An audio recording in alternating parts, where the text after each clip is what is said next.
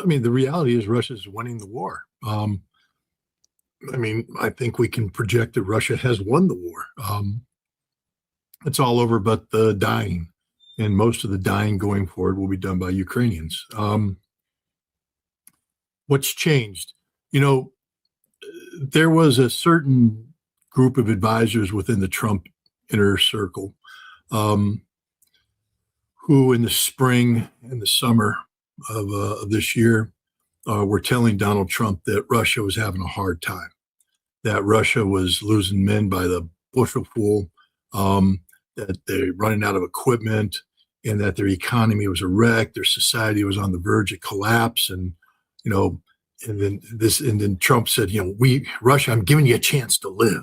I'm giving you a chance to come out of this with a little bit of dignity. You know, accept the deal. And the Russians told Trump to pound sand because there's a whole different reality, and the reality is that Russia is dominating the battlefield like a modern battlefield has never been dominated in recent times. So literally a very one-sided fight. The Russian economy, while taking its hits as any economy would, subjected to 20 tranches of EU sanctions and American sanctioning include the most recent sanction of Rosneft and Lukoil. The Russian economy is doing fine. I've been to Russia 3 times in the last 4 months, and I'm just here to report that Russia is doing all right. This is the reality. There was a period of time where it appeared that Trump was getting more accurate data. And this was in the lead up to the Alaska summit when we saw a complete reversal of the Trump approach, where he was threatening Russia with sanctions and crippling sanctions and all this. And then they had their meeting in Alaska, and suddenly Trump is going, no, the Russians are right. We're going to, we don't need to cease fire. We need to get to the root cause of the conflict, da, da, da, da, da. And after that, you saw a very concerted effort by the Magnificent Seven, those 7 lovely European leaders, and Zelensky coming to the White House and trying to put the pressure on Trump. And I think Alaska reinvigorated people like Keith Kellogg and others who have been promulgating lies and distortions. And they got back into Trump's ears, and suddenly Trump is right back to saying, Russia's weak, losing manpower, et cetera. There was a phone call between Sergei Lavrov and Marco Rubio. We don't know the details of the phone call because they haven't released the transcripts. The Russians are always diplomatic and circumspect. But apparently Lavrov just reamed Marco Rubio a new one, straight up. Where Rubio was trying to say, hey, you've got to deal with it, Lavrov was like, you've got to deal with the reality. The reality is nothing your president says is true. Everything my president says is the truth. We're winning this war, and we don't care about you anymore. We can't deal with an America that is so far removed from reality as to be ridiculous. We're just going to go ahead and win this damn war. And when that readout was played to Trump, apparently that was a come to Jesus moment. And suddenly you see Keith Kellogg sidelined, and you see Trump taking a completely different approach, one that is reality-based. Trump acknowledges Russia's winning because this is the truth. Once you eliminate Keith Kellogg, factual data can make its way to the president. And the president's now being briefed on the reality that the casualty ratios are skewed in a disproportional fashion in favor of Russia. That, the Ukrainian army is out of manpower, literally out of manpower. They are going to be losing territory at a rate that you won't recognize the map because they don't have anybody left to plug the line. The fall of Severus brought with it more casualties. Read the Russian casualty figures every day in all the different sectors. 1,400 Ukrainians, 2,500 Ukrainians, 1,200 Ukrainians. And you add it all up and you're going, that's like 10,000 guys gone a day. And so, this is unsustainable. So this is the reality they're at. Donald Trump is recognizing this reality, and I think he's reflected. Meanwhile, speaking of people who don't matter anymore, Zelensky and the Europeans live in an alternate universe. They are able to influence the press, hence Jim Sciutto's absolute crap story, which is just made up out of thin air. But this is the job of propagandists right now, to create a perception of Ukraine viability so that the United States and Europe will continue to support Ukraine. Because once the truth is known, once you find out the reality that this war cannot be won and will not be won no matter what, you tend to stop investing. And that would, of course, be the end of Ukraine overnight. And this is where we're headed right now, a growing recognition on the part of those who supported Ukraine that any further investments will be in vain. Europe is making one last desperate bid to get a hold of Russia's seized assets. That will fail. Europe doesn't have the ability to underwrite the Ukrainian budget that is up for consideration by the Rada. And if there's no money, there's no budget. And if there's no budget, there's no government. And we're looking at societal and political collapse to happen simultaneous with the ongoing military collapse. I mean, NATO's dug itself into quite the hole here.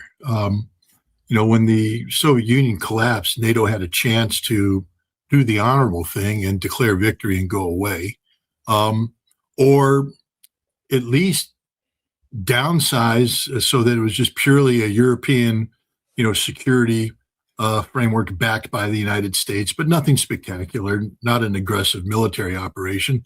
But it didn't. It decided to become a world player. I mean, look at the Partnerships for Peace. There was a period of time where NATO was actively involved in the Maghreb, in North Africa, sending delegations in to try and create partnerships of peace there. In the mid-2000s, I was invited to a NATO summit in Abu Dhabi, where NATO was setting up offices in the Middle East to create partnership for peace there. And more recently, NATO has talked about expanding the Pacific. Why? Because NATO is in search of enemies. NATO needs a justification. And the biggest enemy NATO has, and it's one that they've been focused on since the Soviet Union collapsed, is Russia. You remember not 1 inch eastward expansion, all that, but that was a lie. They began expanding or working towards expansion immediately, using Russia as the boogeyman. And the more you absorb former Warsaw Pact nations governed by, liberals who have have it out for the Soviet Union, have it out for Russia, the more you radicalize the NATO membership. And that's what's happened. NATO has become a radicalized membership that spent more time focused on, jawing, meaning talking, and less time focused on training and getting ready for a real war. The only nation capable of fighting a real war in NATO today is the United States. No other NATO nation has the capacity to engage in a sustained high intensity ground combat in Europe.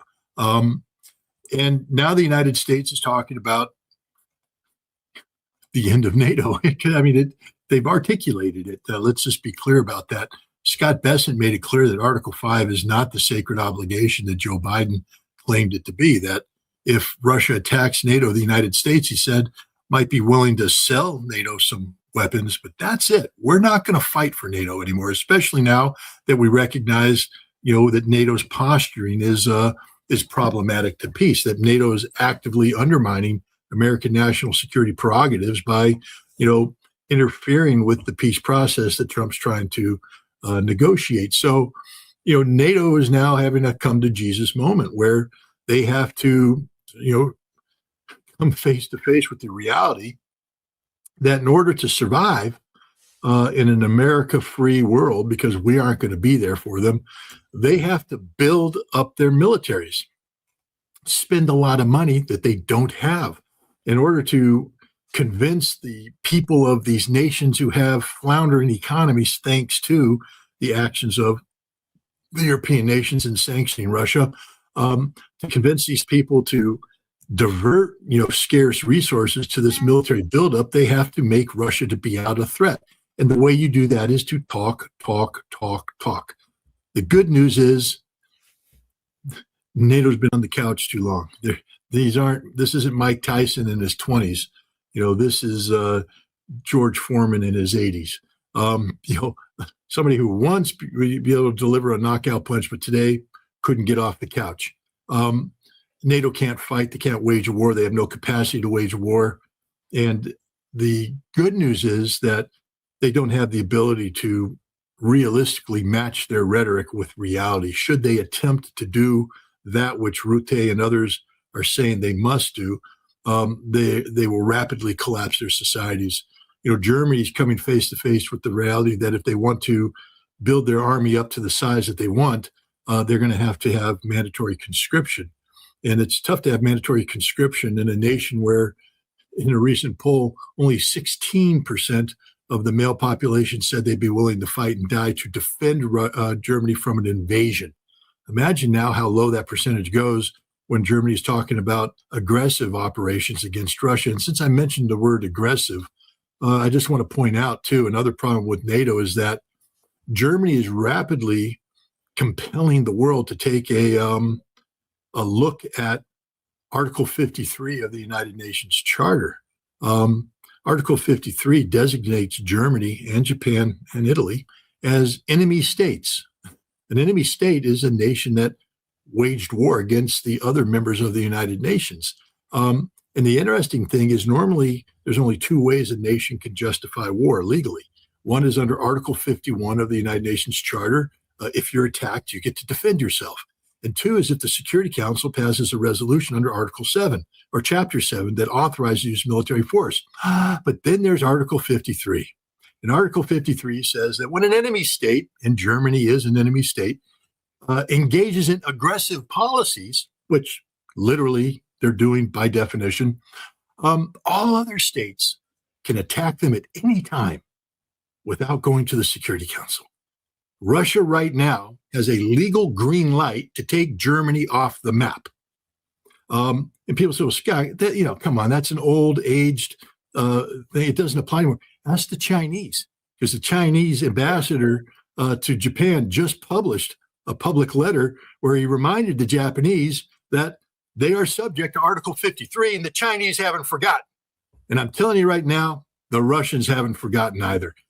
NATO can't exist because the actions of NATO are incompatible with international law, incompatible with the Charter of the United Nations, incompatible with peace.